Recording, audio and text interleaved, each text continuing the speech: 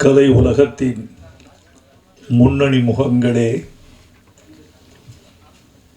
தயாரிப்பாளர்களாகிய நண்பர்களே, இயக்குனர் கௌதமன் அவர்களே, அவரை சார்ந்த தொழில்நுட்ப கலைநுட்ப கலைஞர்களே, பாசத்துக்குரிய பத்திரிகையாளர்களே, ஊடக உறவுகளே, உங்கள் அனைவருக்கும் எனது அன்பான வணக்கத்தை தெரிவித்துக் கொள்கிறேன்.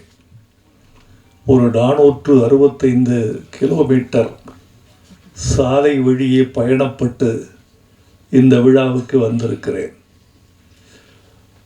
அது ஒரு சாதனை அல்ல, கடமை அல்லது பொறுப்பு என்று நினைக்கிறேன். பொறுப்பு ஏன் என்றால், கௌதமன் எங்கள் சமகாலத்தில் மதிக்கத்தக்க ஓர் இயக்குனர் மற்றும் சமரசமில்லாத ஒரு போராளி. கலைத்துறையில் தமிழ் இன உணர்வோடும் மொழி உணர்வோடும் இயங்குகிறவர்கள் சிலர். அதிலும் அந்த இன உணர்வையும் மொழி உணர்வையும் வணிகத்துக்காக பயன்படுத்துகிறவர்கள் பலர். அந்த வணிக நோக்கம் இரண்டாம் பட்சமாகவும் லட்சிய நோக்கம் முதல் பட்சமாகவும் திகழ வேண்டும் என்று தன்னை அர்ப்பணித்து கொண்டு அதற்காகவே தன்னை கரைத்து கொண்டிருக்கிற இயக்குனர் கௌதமன் எனக்கு பிடிக்கும். என் சகோதரன், என் இளைய தம்பி என்று நான் கௌதமனை கொண்டாடுவேன். அதனால் கௌதமன் வெற்றி பெற வேண்டும், அவர் படைப்புக்கு அவர் இட்டிருக்கிற உழைப்பு கொண்டாடப்பட வேண்டும் என்பதற்காக நான் வந்திருக்கிறேன். நான் இந்த விழாவில் வந்து பேசுவதனாலோ அவர் பெருமைகளை இங்கு உச்சி உகந்து பாராட்டுவதனாலோ இந்த படத்திற்கு பெரு வெற்றி கிடைத்துவிடும் என்று நான் நினைக்கவில்லை. இந்த படத்தின் வெற்றியில் எனக்கும் பங்கிருக்கிறது என்று சொல்லிவிட்டு போகவே நான் வந்தேன். மற்றபடி ஒரு படத்தின் வெற்றி என்பது இந்த மாதிரி விழாக்களால் தீர்மானிக்கப்படுவதல்ல, இந்த மாதிரி ஒரு பத்திரிகை சந்திப்புகளால் மட்டுமே தீர்மானிக்கப்படுவதல்ல. இன்றைக்கு திரைப்பட உலகத்தினுடைய நோக்கும் போக்கும் ரொம்ப துன்பப்படுகிற நிலையில் இருக்கிறது என்பதை நீங்கள் அறிவீர்கள். எனக்கு முன்னாலே பேசிய தயாரிப்பாளர் நண்பர் ஒரு அழகான கருத்தை சொன்னார். 200 படங்கள் வெளிவருகிற பொழுது 10 படங்கள் தான் வன்முறையற்று இருக்கின்றன என்ற கருத்தை சொன்னார். இன்னொரு கருத்தையும் அதன் உட்பொதி பொருளாக நீங்கள் சொல்லி இருக்க வேண்டும். அதை நான் சொல்கிறேன். 200 படங்கள் வந்தால் 10 படங்கள் மட்டும்தான் வெற்றிக்கு பக்கத்தில் இருக்கக்கூடிய படங்களாக இருக்கின்றன என்பதையும் நீங்கள் சொல்லி இருக்க வேண்டும். அதற்கு என்ன காரணம் என்று நீங்கள் யோசித்து பார்த்தால், படையாண்ட மாவீரனுடைய கதையையும் திரைக்கதையையும் வாழ்வியலையும் அதன் வெளியீட்டையும் நீங்கள் தொடர்புபடுத்தி அதை உணர முடியும் என்று நான் நினைக்கிறேன். படையாண்ட மாவீரனுக்கு ஒரு பெரிய பலம் இருக்கிறது. அந்த பலத்தை சொல்வதற்கு முன்னால் நிகழ்கால படங்கள் பலவற்றின் பலவீனத்தை நான் சொல்ல வேண்டியவனாக இருக்கிறேன். அந்த பலவீனங்கள் ஒன்றிரண்டல்ல. நம்மிடையே மிகப்பெரிய நடிகர்கள் இருக்கிறார்கள், மிகப்பெரிய தயாரிப்பாளர்கள் இருந்தார்கள், இன்னும் இருக்கிறார்கள், மிகப்பெரிய ஒளிப்பதிவாளர்கள் இருக்கிறார்கள், மிகப்பெரிய தொழில்நுட்ப வல்லுநர்கள் இருக்கிறார்கள். ஆசியாவின் சிறந்த திரையரங்குகள் தமிழ்நாட்டில் இருக்கின்றன. இவ்வளவு இருந்தும் படங்கள் 200 படங்களில் ஏன் 10 படங்கள் மட்டுமே ஓடுகின்றன, 190 படங்கள் ஏன் பின்வாங்குகின்றன என்பதை சற்றே யோசித்து பார்த்தால், இவர்கள் வாழ்க்கையை பார்த்து சினிமா எடுக்காமல் படங்களை பார்த்து பல பேர் சினிமா எடுக்கிறார்கள். படம் என்பது பிம்பம், வாழ்க்கை என்பது நிஜம். இரத்தமும் கண்ணீரும் வேர்வையும் கலந்த ஒரு உண்மையான பிம்பம்தான் வாழ்க்கை. அந்த வாழ்க்கையிலிருந்து நீ உன்னை கடந்து போன வாழ்க்கை, நீ தொட்ட வாழ்க்கை, நீ துன்புற்ற வாழ்க்கை, உன்னை துன்பப்படுத்திய வாழ்க்கை, அல்லது சக மனிதனை துன்புறுத்தி சென்ற வாழ்க்கை, இவற்றை நீ படமாக எடுத்தால் ஒரு கனெக்டிவிட்டி, ஒரு தொடர்பு தன்மை இருக்கும் ரசிகனுக்கும் திரைக்கும் இடையில். அந்த தொடர்பு தன்மை அருந்து போனதனால், அந்நியப்பட்டு போனதனால், வாழ்க்கையோடு சம்பந்தம் இல்லாமல் போனதனால் பல படங்கள் அந்நியப்பட்டு போய்விட்டன என்று நான் நினைக்கிறேன். இன்னொரு முக்கியமான செய்தி, தங்கர் பச்சான் போன்ற தீவிரமான திரைக்காதலர்கள் அறிவார்கள். தமிழ்நாட்டில் தமிழர்கள் 8 கோடி மக்கள் இருக்கிறார்கள். 6 கோடி பேர் இருந்த பொழுது ஒரு 75 விழுக்காட்டு மக்கள் திரைப்படம் பார்த்தார்கள். 7 கோடி பேர் வருகிற பொழுது அது 60% குறைந்து விட்டது. 8 கோடி பேர் இருக்கிற பொழுது சினிமா பார்ப்பவர்களின் எண்ணிக்கை ஒரு 35-40 லட்சமாக குறைந்து விட்டது. இது என்ன காரணம் என்று கேட்டால், திரைப்படத்தை பார்ப்பதற்கான காதல் இருந்தது போய்விட்டதா என்று நமக்கு சொல்ல தெரியவில்லை. ஆனால் சினிமா தொழில்நுட்பத்தால் துண்டாடப்பட்டிருக்கிறது. கவியரசு கண்ணதாசன் சொல்லுவார், தம்பி, மீன் தண்ணீருக்குள் சுவாசிக்கிறதே உனக்கு ஆச்சரியமாயில்லை? எனக்கு அது கூட ஆச்சரியம் இல்லை. தண்ணீரில் சுவாசிக்கிற மீன் தண்ணீரிலேயே குழம்பாகி உயிர் விடுகிறதே, அதுதான் எனக்கு ஆச்சரியமாக இருக்கிறது என்பார். தொழில்நுட்பத்தால் வளர்ந்த சினிமா தொழில்நுட்பத்தாலேயே தன்னை தாழ்வு செய்து கொள்வதும் அல்லது மெல்ல மெல்ல ஓரமாக அழுகி கொண்டிருப்பதும் வருந்தத்தக்க செய்திகளாக நான் நினைக்கிறேன். எல்லோரும் இருந்தார்கள் என்று சொன்னேன் அல்லவா? நடிகர்கள், தயாரிப்பாளர்கள், தொழில்நுட்ப கலைஞர்கள், ஒளிப்பதிவாளர்கள், இசையமைப்பாளர்கள், பாடலாசிரியர்கள் என்று நறும் திறமைகள் பெற்ற பல பேர் திரையுலகில் வாழ்ந்து கொண்டிருக்கிற பொழுது எது இல்லை என்று கேட்டால், கதாசிரியன் என்ற ஜாதியை கொன்றது யார்? திரைக்கதை என்று ஒரு ஜாதி இருந்ததே, அவர்களை வழித்து எடுத்தது யார்? வசனகர்த்தா என்று ஒரு இனம் இருந்ததே, அவனை மழித்து வெளியேற்றியது யார்? ஒரு திரைக்கதைக்கு மூலக்கதை ஆசிரியன், திரைக்கதை ஆசிரியன், வசனகர்த்தா, துணை இயக்குனர், இயக்குனர் என்று பலதரப்பட்ட 10 மூளைகளால் செழுமைப்படுத்தப்படுவது ஒரு சினிமா. இந்த 10 மூளைகளால் செழுமைப்படுத்தப்பட வேண்டிய சினிமா, செழுமைப்படுத்தப்பட்ட சினிமா, அப்படி இருந்தும் தோல்வி கண்ட சில சினிமா, ஆனால் 10 மூளைகளால் இயக்கப்பட்ட போது பெரும்பாலும் வெற்றி கண்ட சினிமா இன்று தோல்வி அடைவதற்கு காரணம் தமிழர்கள் திரையுலகில் திரை அரங்கத்திற்கு சென்று பார்க்கிற எண்ணிக்கை குறைந்து விட்டது. இந்த நம்பர் ஆஃப் ஆடியன்ஸ் என்று சொல்லப்படுவது குறைந்திருக்கிறது. ஒரு திரையரங்கில் 760 இருக்கைகள் இருக்கின்றன. முதல் படம் முதல் நாள் ஒரு பெரிய படம் வெளியாகிற பொழுது நான் கேட்கிற கேள்வி, திரையரங்கத்தில் எத்தனை இருக்கை? 760.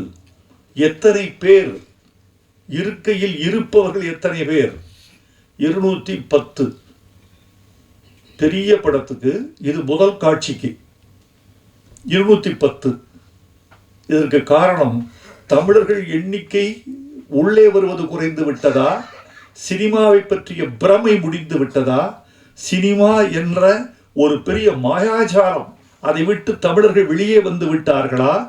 ஒரு மணமேடையில் ஒரு மணமகன் மணமகள் 2 பேரையும் வீடியோ எடுத்து, இவன்தான் அஜித், அந்த பெண் தான் திரிஷா, இதைவிட நீங்கள் என்ன சினிமா எடுக்க முடியும்?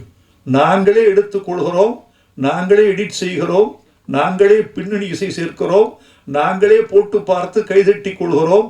நாங்கள் எடுக்கிற சினிமா ஒரு திருமண வீட்டில் நாங்களே சினிமா தயாரிக்கிறோம், நீங்கள் என்ன சினிமா தயாரிப்பது என்று சினிமாவின் ரகசியம் உடைந்து விட்டதா, சினிமாவின் பூடகம் போய்விட்டதா என்றெல்லாம் கேட்க வேண்டியவர்களாக இருக்கிறோம். கதாசிரியன் வேண்டும், கதை இலாக்கா வேண்டும், வசனகர்த்தா வேண்டும், திரைக்கதை ஆசிரியன் வேண்டும்.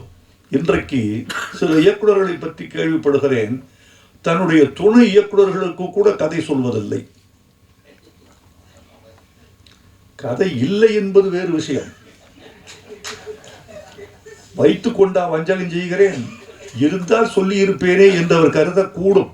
நான் என்ன சொல்கிறேன் என்றால், வைத்திருக்கிறார்கள் சொல்லவில்லை என்றால் என்ன தெரியுமா, என் ரகசியம் இவன் வழியாக வெளியே போய்விட்டால்.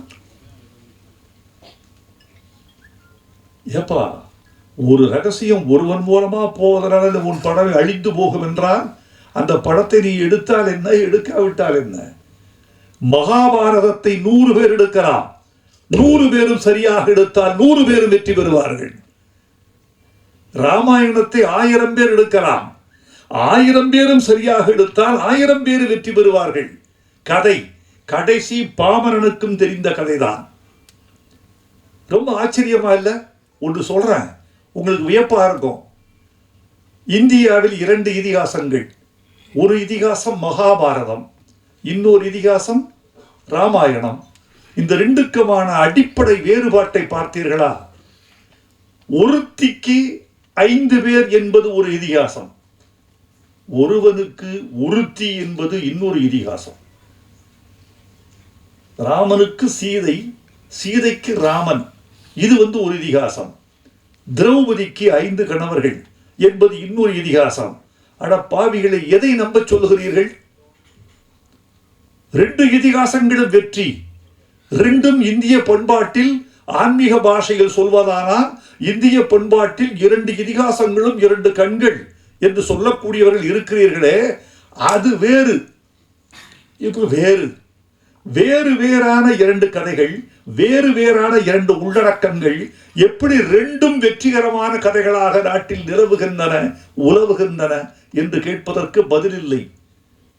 எனக்கான பதில், 2க்குமான காரணத்தையும் 2க்குமான காரியத்தையும் இதிகாச ஆசிரியன் சரியாக புனைந்திருக்கிறான் என்று சொல்ல வேண்டி இருக்கிறது.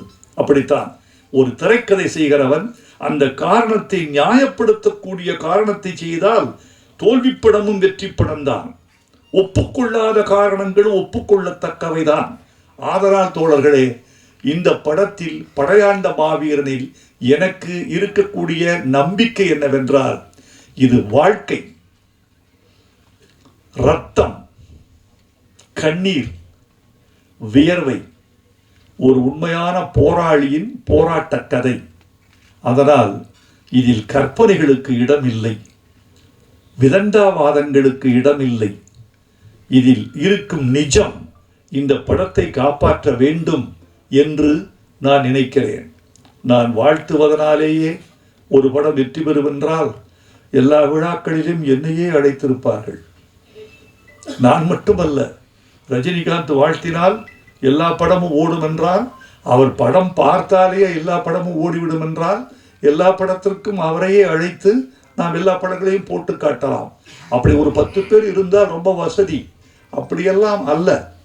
இந்த படத்தினுடைய வெற்றி என்பது படத்தை பொறுத்தது, பார்க்க வருகிற தமிழர்களை பொறுத்தது என்றுதான் நான் கருதுகிறேன்.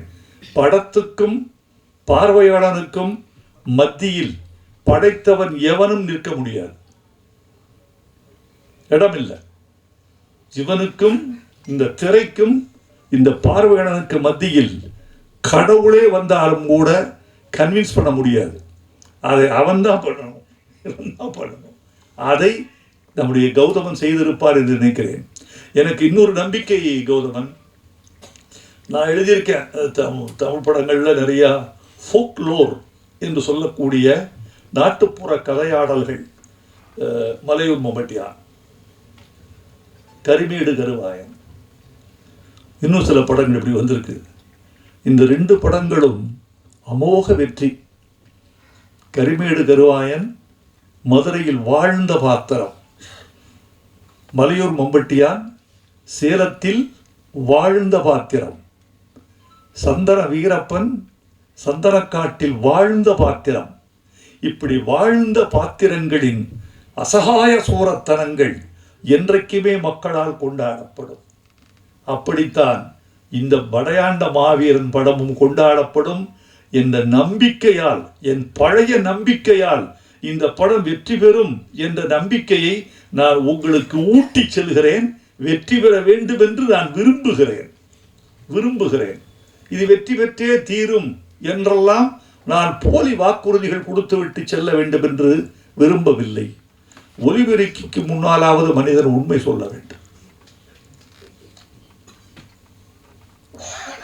நல்ல விஞ்ஞானிகள் இருந்தால், நான் அடிக்கடி சொல்லுவேன், நல்ல விஞ்ஞானிகள் இருந்தால் ஒரு ஒலிபெருக்கி கண்டுபிடிக்க வேண்டும். நீங்கள் என்ன பொய் சொன்னால் அவன் மூஞ்சியில் ஷாக்கடிக்கிற ஒரு ஒலிபெருக்கி இருந்தால் நாட்டில் பல நன்மைகள் நடந்துவிடும்.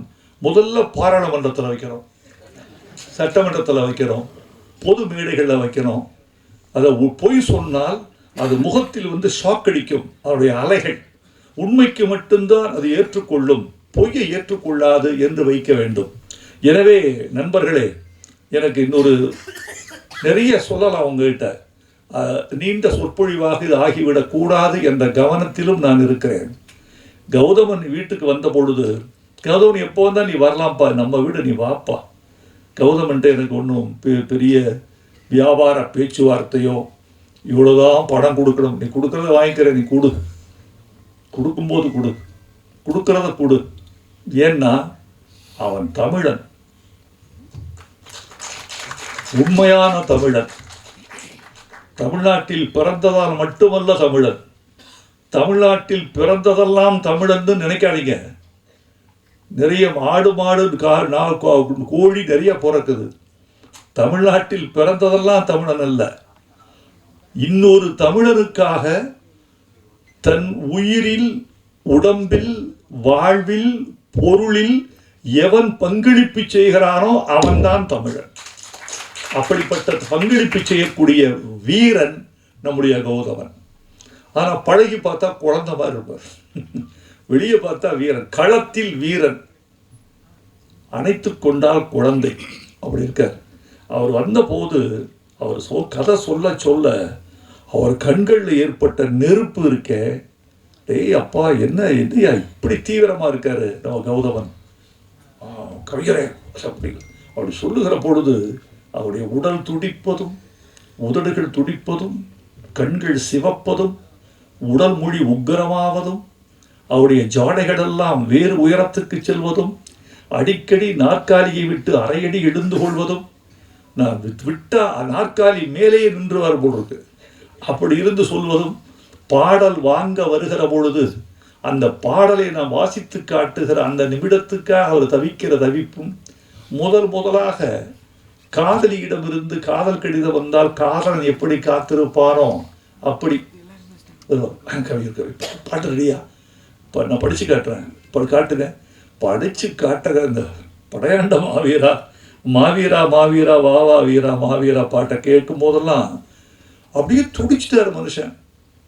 நான் அப்படி நினைச்சேன், எனக்கு பல பாடல்கள் ஒரு 7000 பாட்டு கொடுத்துருக்கோம், வந்திருக்காங்க பல பேர். இதில் 90 பேர் உணர்ச்சி இல்லாமல் வாங்கிட்டு போவாங்க. நான் உங்ககிட்ட ஒன்று கேட்டேன், நீங்கள் ஒன்று கொடுத்துட்டீங்க, இது என் கடமை, அது உன் கடமை, பார்ப்போம் இது என்ன ஆகுதுன்னு பார்ப்போம். படித்து கூட பார்க்க மாட்டாங்க, படித்து காட்டினா வானத்தை பார்த்துட்டு இருப்பாங்க. சுவரில் பள்ளி இருந்தால் அதை ரசிப்பார்கள், படித்து காட்டுகிற விஷயத்தை ரசிக்க மாட்டார்கள். அப்படிலாம் நிறையா இருக்குது. நான் அதெல்லாம் எப்படி தெரியுமா நினச்சிக்குவேன் தெரியுமா?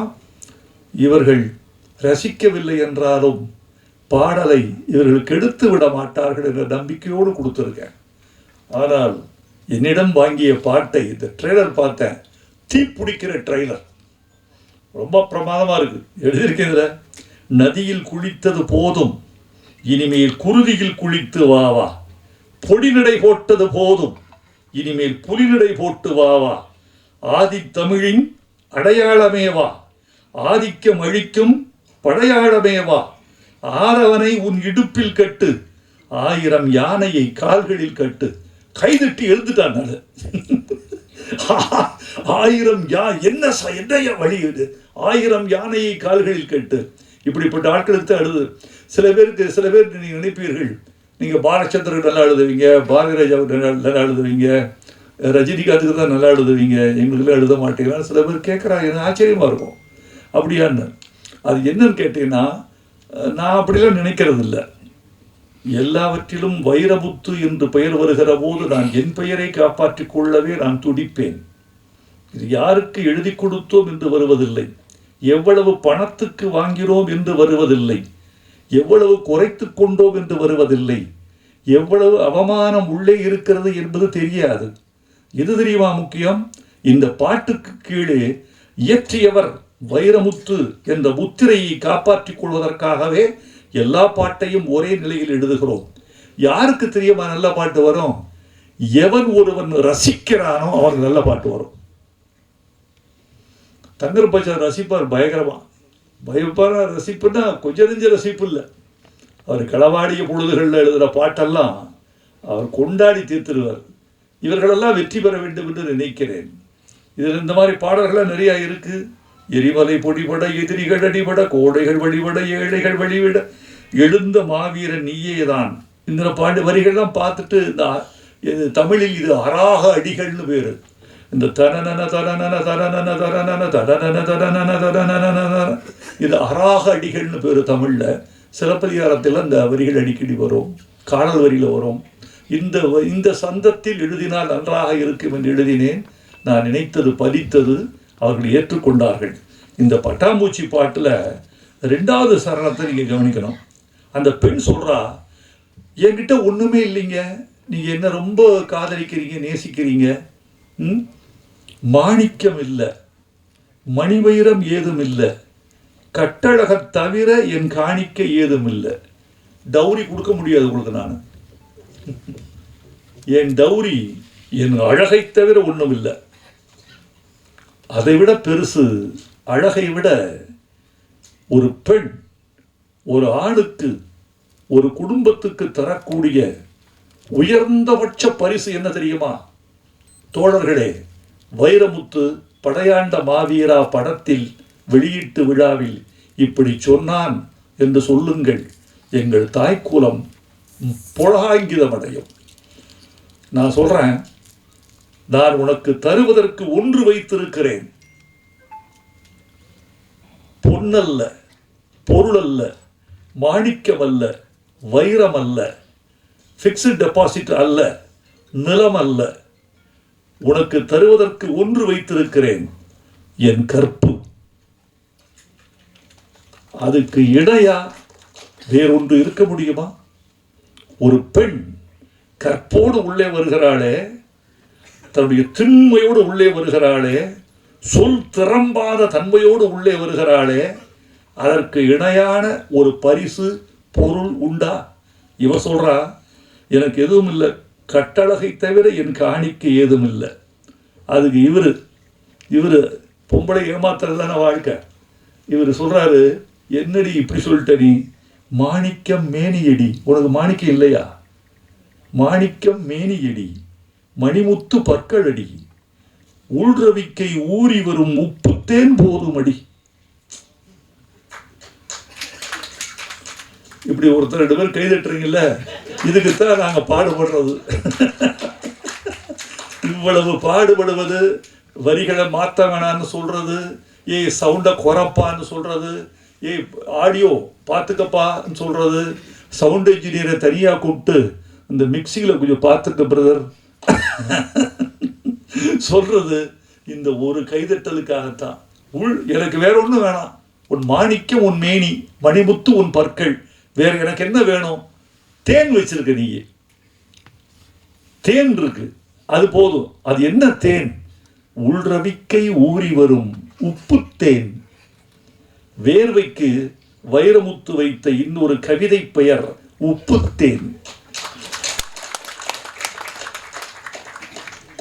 இப்படியெல்லாம் எங்கேயாவது தெளிச்சிட்டு போவோம். கண்டுபிடித்து ரசித்தால் அவன்தான் கடவுள். இப்படி நிறைய இருக்கு. கௌதமன், என்னுடைய வாழ்த்துக்கள். என்னுடைய வழக்கமான விஷயம் இதுதான். என்னுடைய வாழ்த்துக்கள் என்பது என்ன தெரியுமா? நிச்சயமாக நீங்கள் வெற்றி பெறுவீர்கள் என்பதற்கான வாழ்த்துக்கள் அல்ல, வெற்றி பெற வேண்டும் என்ற விருப்பம்தான் என் வாழ்த்து. இந்த படம் வெற்றி பெற வேண்டும். ஒடுக்கப்பட்ட மக்களும், அதாவது நீங்கள் பேசியதை வைத்து நான் அனுமானத்துக்கு ஒன்று வந்தேன், அதை சொல்லி விடைபெற வேண்டும் என்று ஆசைப்படுகிறேன். ஒரு சாதிய கட்டமைப்புக்குள் ஒரு குறிப்பிட்ட சமூகத்துக்கு மட்டுமே சொந்தமானவர் அவர் என்று நீங்கள் சின்ன வட்டத்துக்குள் சிக்க வைக்காமல், அவர் ஒரு சமூகத்துக்கான தலைவன், எல்லா சமூகத்துக்குமான தலைவன். ஒடுக்கப்படுவது எங்கு இல்லை? எல்லா சமூகத்திலும் இருக்கிறது. போராட்டம் எங்கு இல்லை?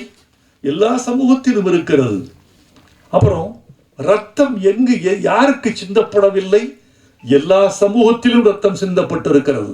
அதனால் ரத்தம் எங்கு விழுந்தாலும், கண்ணீர் எங்கு விழுந்தாலும், போராட்டம் எங்கு இருந்தாலும் அது எல்லா சமூகத்துக்குமான பொதுமை பண்பாக மாற்றுவதுதான் இந்த படத்துக்கு வெற்றியாக இருக்கும் என்று நான் நினைக்கிறேன். எல்லா சமூகத்துக்குமான பொதுமை பண்பாக மாற்றுங்கள். எங்கள் கண்ணீர் உங்கள் கண்ணீர், எங்கள் ரத்தம் உங்கள் ரத்தம், எங்கள் அவலம் உங்கள் அவலம். உங்கள் அவலத்துக்காகத்தான் ஒரு குறிப்பிட்ட பிரதேசத்தில் மட்டும் ஒரு மனிதன் போராடி மாய்ந்திருக்கிறான், வென்றிருக்கிறான் என்று சொல்லுங்கள். இந்த படத்தின் வெற்றி விழாவில் நான் கலந்து கொள்ளக்கூடிய வாய்ப்பு கிடைத்தால் அதைத்தான் நான் பெருமையாக கருதுவேன். நன்றி, வணக்கம்.